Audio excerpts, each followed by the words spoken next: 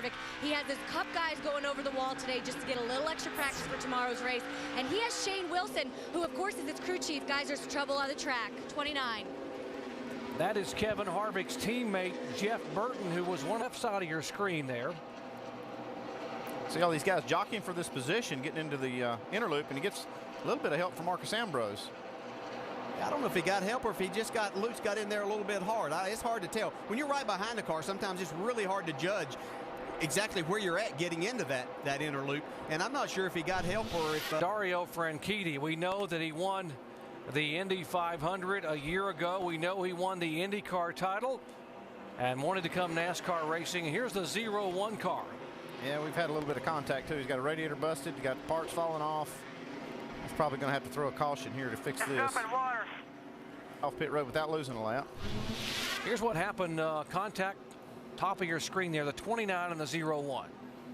Yeah, just a little miscalculation right there. And you're racing some of these guys, you don't really know where they're going to back off.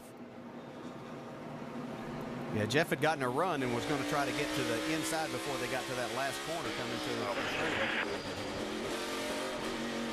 the Wheeler Boys. All clear, all clear. A newcomer to the NASCAR Nationwide Series, and Jeff Burton able to get on pit road before the pits were closed. 2008 on road courses, won at Mexico in nationwide action, won at Infineon in the Cup car. Can he make it 3 in a row?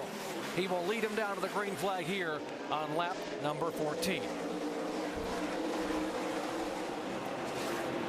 Oh, looks like the land rush. They're 5 and 6 wide and heavy contact there. The 27 cars Brad got Coleman's damaged. got his car torn up. Looks like Mike Bliss has got a quarter panel off. There's, oh my goodness, Denny Hamlin. Hamlin gets it refired, headed in the right direction. The gearing in these transmissions and the rear ends they have to run now really makes this difficult too, because you're trying to get a run. You see things jam up there. We've got Mike Bliss and Another car tore up. Patrick Carpentier, like got a lot of damage there. Yeah, that was Coleman and Carpentier that got together. The 27 and the 9. Everyone's fanning out, trying to get out of the way. Oh my gosh! Look at the air he catches there, man.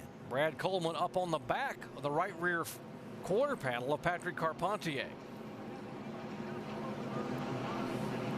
I just thought there was incidental contact. That's pretty big right there. Yeah, and I was wondering about it. Got a car spun around here, Stephen Oh, Wallace. yeah, we're going to have one at the line coming at you. Just watch him here. A little bit of damage in that left front, no harm, no foul. The good part on being on a road course is you do not lose a lap. You just lose a lot of valuable time on the racetrack. Car here a moment ago. Now, Stevens on the inside of P.J. Jones and gets into him pretty hard right here. Turns the 81 car around.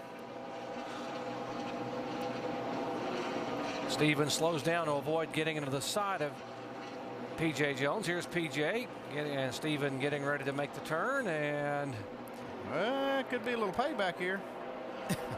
What do you think, Dale? Well, I'd say, yeah, and that's just the things that happen on the road courses here. And Can't we all just get along?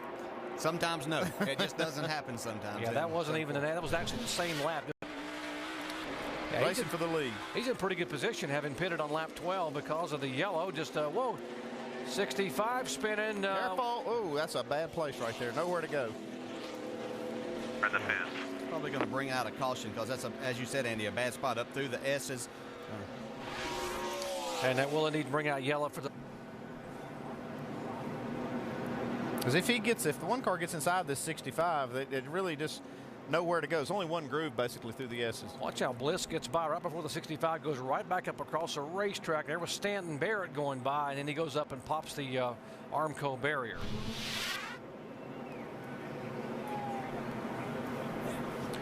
We just joined our coverage. We've had where he was on the racetrack. Yeah, I don't think you can do that, but this is very impressive with this race team. Eddie DeHaan has put this team together, and it's a Toyota. And the first time we've got a few problems here.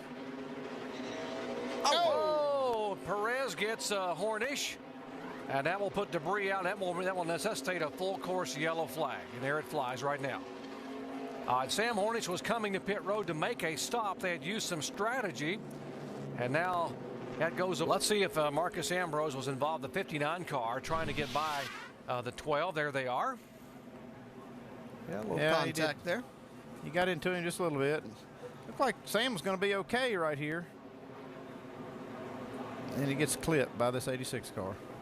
And that's probably going to end his day with that car. It's unfortunate. He was doing a great job up there. He'd been out there for a long time. Was ready to go. Yeah, he was trying to push him along there, but tried to give him a little help. Got him there a little bit quicker than Sam was That's capable of doing. That's been a trouble spot for Sam all week. He spun there I think at least 3 times. Yeah, Sam's thinking, I saved it. I kept it out of the tire barrier, and here comes. Inside of him, the shot was so hard. As we see him now going back down into turn 1. You look at the 60 pulling out there. Watch just how hard he gets into the 2 of Clint Boyer. Bam, right there. And I mean, that's a hard shot. Something has to bend there. That was Clint's comment. He thinks maybe the track bar is bent or something. And then his team told him, you know what? If the tire's not rubbing, which they weren't, you don't have to come to pit road. You're just going to have to drive the heck. 29 car of Jeff Burton was the leader, being chased by Kyle Busch. Here's the contact now. These two get together and go spinning off the racetrack, back on the racetrack, do a full 360. Kyle Busch keeps the lead, or gets the lead from Burton. Jimmy Johnson's running these guys down, but he can't go. These other guys can't see. They're going around all this smoke. And Kyle Busch is leading this race. You see, they're going into the last corner here. Inside. A little late for that. Jeff Burton in Joey Chitwood style spins it around. There's the contact. That's amazing. Watch Kyle Busch just emerge from They're the still smoke racing here. No caution. These guys are all still racing. That couldn't have been good on those tires, though. No, it can't be good, but And didn't help them. Stan Barrett off the track here in the 30 car, and just does get the car across the racetrack and misses a car going by. We will stay green. Watch the 30 car right side. This gets in her a little too hot. Jumps the curb. Spins her around.